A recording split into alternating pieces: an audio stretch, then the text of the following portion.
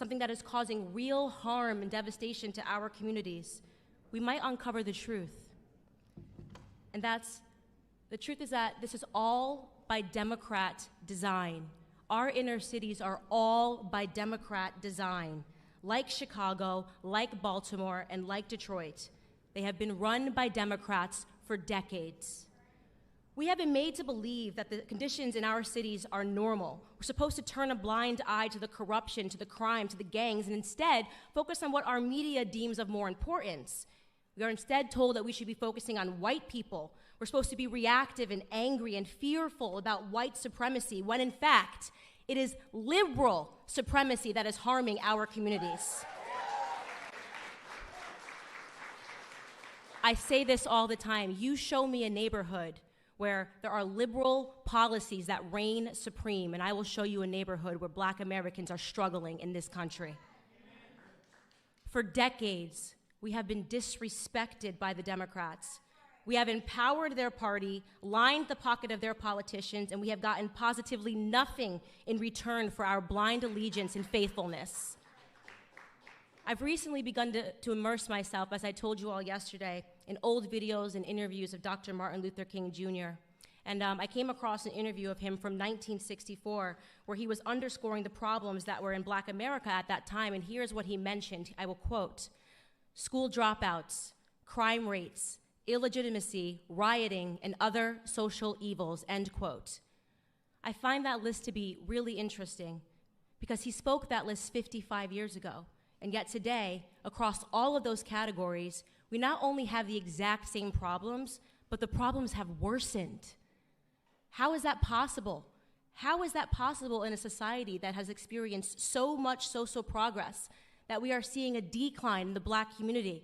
The statistics of illegitimacy, crime rates, and illiteracy have worsened since the time of segregation and Jim Crow. In that same interview, Dr. King said something that I thought was timeless. He said, "It is both socially and morally suicidal to continue a pattern of deploring effects while failing to come to grip with its causes." This is reminiscent of Albert Einstein's famed quote, "Insanity is doing the same thing over and over again and expecting different results." While neither of them could have been possibly speaking to the predicament that we are in today, their words are timeless because for the last 6 decades, Black America has found itself in a rhythm of insanity, voting for the same party over and over again and expecting different results. It is, in my opinion, both socially and morally suicidal that we continue this pattern. Democrats have looked at us in the face and they have sold us worthlessness. They have told us that we cannot, that we need more government assistance, more handouts. We handed them power, and in return, they further diminished our sense of pride, the most important thing that we had, our sense of pride. We allowed their governments to victimize us through the expansion of welfare policies. We allowed them, most importantly, to remove the fathers from our homes, removing the backbone of our families. They knew, the Democrats knew, that without stable households, our children would pursue that paternity elsewhere. They knew that our children would run to the streets. They knew that our youth would grow up and begin to mirror themselves after rappers and basketball players rather than men of high intellect and values and more attainable goals.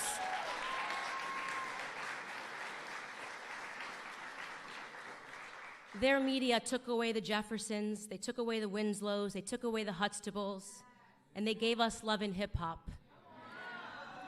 They knew exactly what they were doing. They were resetting our goals. But what they didn't know, what they could have never predicted, was that we might wake up to it one day.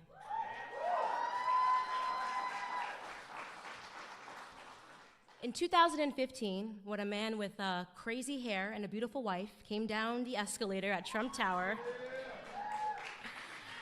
we were at the beginning of a shift, and I'll tell you honestly, I wasn't sure about him. I wasn't sure when he first came down the escalator. I said, isn't that the guy that says, you're fired?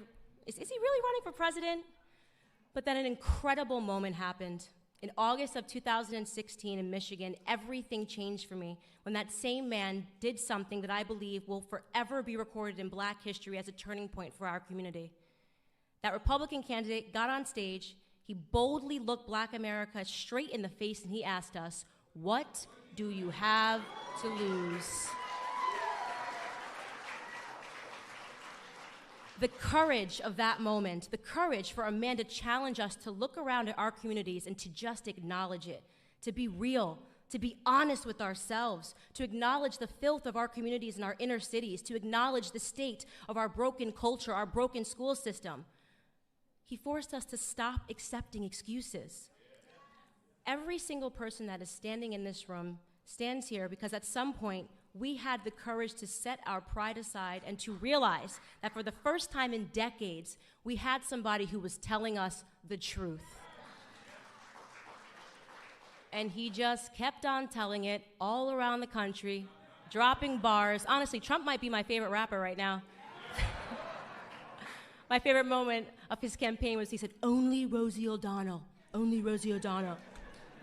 Only our 45th president, Donald J. Trump, and I'm going to tell you what I love about him. I get that question all the time, Candace. What do you love about Donald Trump? What I love about Donald Trump most is his audacity. The audacity that it took to stand up and look Black America in the eye. The audacity that it takes to call out these crooked Black Democrat politicians that have received billions in aid from our government and effectively stolen it from the struggling cities that they represent. The audacity to call out Elijah Cummings, the audacity to call out Maxine Waters, who lives, by the way, in a $6 million home outside of her own district. President Donald Trump has both the spine and the audacity to save Black America. It takes a lot of guts, and we all know this. When you wake up as a Black American and you realize the truth and you have the courage to speak out about it, the racist leftist media will attack you. CNN is a racist network, in my opinion. I've watched them over the past year sanction the violence of Antifa against Black conservatives. They have referred to all of us last year in this same exact room. CNN referred to all of us as paid puppets. They said we were paid to be in this room. Because they cannot fathom that we would ever have the courage to stand up and to tell them no more. No more victim narrative, CNN. No more victim narrative, MSNBC. No more telling us that we cannot do something because of the color of our skin. No more fear politics. No more attempts to scare us into voting for you. No more lies. No more half-truths. They attack the one president that has done the absolute most for Black America than any president in American history because they are scared. And I'll tell you what they're scared of. They are scared of no longer being able to control us. They are scared that we are actually waking up to everything that they have done to us. It was Clarence Thomas, Supreme Court Justice Clarence Thomas, in 1991 who warned us against what the Democrats and the media would do to Black people like us. This is what he said, quote, "This is a circus. It's a national disgrace, and from my standpoint as a Black American, it is a high-tech lynching for uppity Blacks who in any way deign to think for themselves, to do for themselves, to have different ideas, and it is a message that unless you kowtow to an old order, this is what will happen to you. You will be lynched, you will be destroyed, you will be caricatured, rather than hung from a tree." How right was Supreme Court Justice Clarence Thomas in the treatment of Black Americans today? It is a national disgrace. But let them continue. Let them continue their attacks on free-thinking Blacks. It's not going to stop us in any way from supporting this administration, from supporting people like our honorable Vice President, Mike Pence, who is finally talking about God again on the national stage.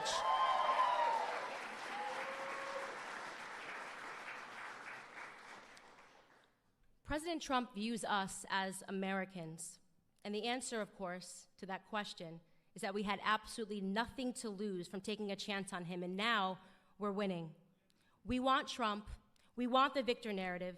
We want opportunities. We want to be viewed as Americans first and foremost. And you know, I rarely give him credit, but maybe former President Barack Obama said it best in his Harvard Law School paper when he wrote, "The American dream is to be like Donald Trump."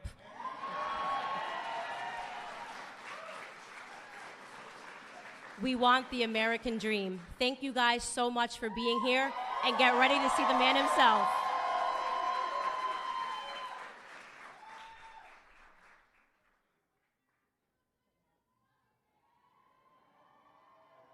People won't be familiar with, not a name that spread all across the nation instantly. Tyshawn Lee was a 9-year-old boy living in Chicago.